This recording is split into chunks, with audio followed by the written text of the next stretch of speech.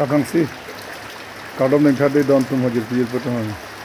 non ase munit tum ning rong pin jodi non marve nang tolo munit tum ge non banke ke claims ke silet masle demand chal ke man ge ta polis ke munit tum hang jo hang hai ai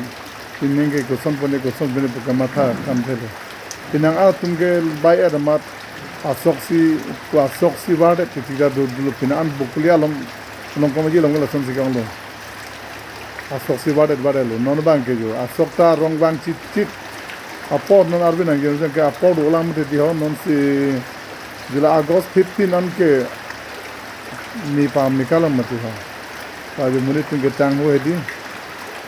war de lo non bang ke ta tung ke putheno ja lo yo la si don tum la lo Monikan ke tang de ta du thai mine ne abi tang de ta du thai mine sita non mati tuman ke abi nang bang ap langai ti bom na mati hodi so hong paning ding lute so non ta po du piklan so non se abi bang ke jang lok lo jo no dong chan di han ta lang dolab lo ke klem si un mo le man chlo si la ke dok moka lo ma pir thelo ho dok moka alam area dok alam pir thelo